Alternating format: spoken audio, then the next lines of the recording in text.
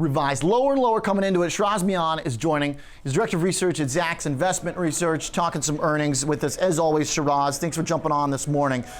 So financials, let's start there. Is this finally going to be a moment for them to pick up the pace and be a leader in the market? What did the fundamentals show? So nothing spectacular is expected from the financials. Most of these guys over the last few years have got on this habit of coming out mid-quarter and giving us guidance on what to expect, particularly over the core trading and investment banking businesses. So trading revenues for the group as a whole are expected to be down. Investment banking, while there would be some variation here and there, should be flat to modestly down as well. The banking business, the commercial banking business, we should have 2.5%, 3% loan growth and flat to modestly down net interest margins. Essentially a continuation of what we have been seeing over the last many quarters. So good earnings, not great. That's what's expected from financials. They had an amazing recent stress test from the bank, from the central bank, and every one of them announced huge cash dividend hikes and buybacks, and that's actually made these guys the new utilities, boring utilities that produce stable, recurring earnings, pay out good dividends. Nothing exciting about them, but pretty good overall. Yeah. So Sheraz, we were just looking at your guys' breakdown within the subgroups of financials, and those big banks are not really the highlight. More on the insurance side, the real estate as well. If you consider those as still being part of the story for the big banks, though, because that's where there's so much focus.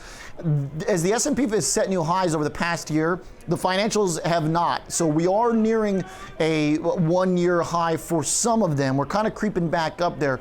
What to you stands out as the separation between what's working in this environment and what's not? What separates the banks that are climbing and clawing their way back and those that are still lagging?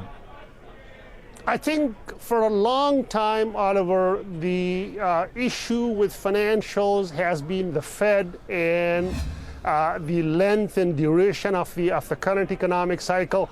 I think as we have seen more momentum in these stocks in recent days, it's favorable movement on both of those fronts. So there is less worry about us being on the verge of a recession, and there's greater realization that in this market where everything is trading at record level, financials, in fact, is the only patch that represents value.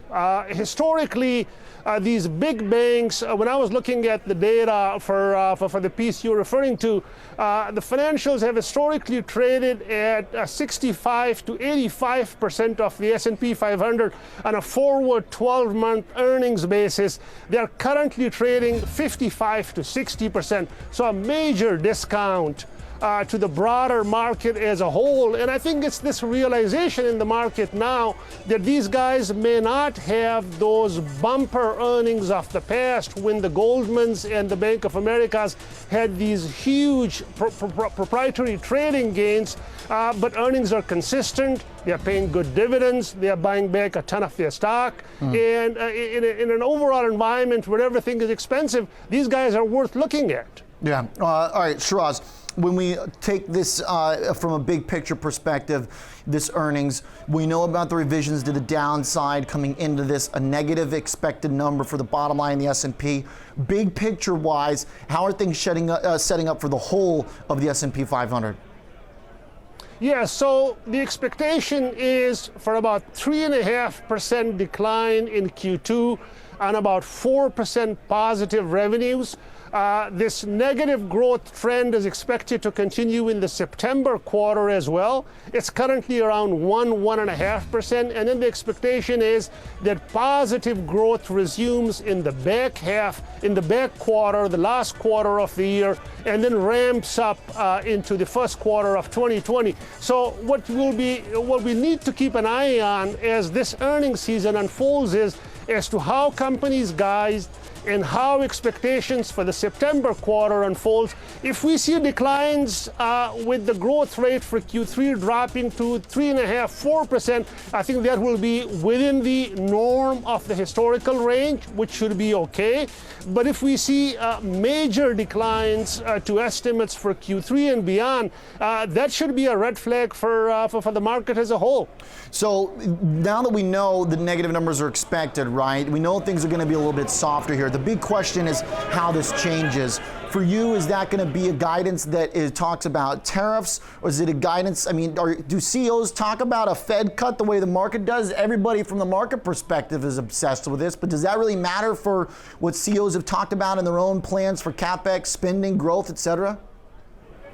The CEO of Netflix is not going to talk about, the CEO of Johnson & Johnson is not going to talk about, but the CEO of Bank of America, JP Morgan, and Citigroup has to talk about. It's a more direct variable in the earnings model for these banks.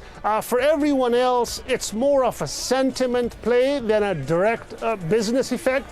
And I think from a market perspective, when you look at this earnings season and the earnings picture overall for 2019, it's a tough comparisons question.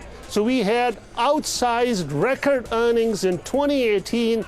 A major reason for that being the tax cut legislation.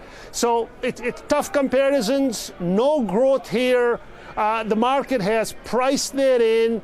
It is okay with this flat to modestly declining growth.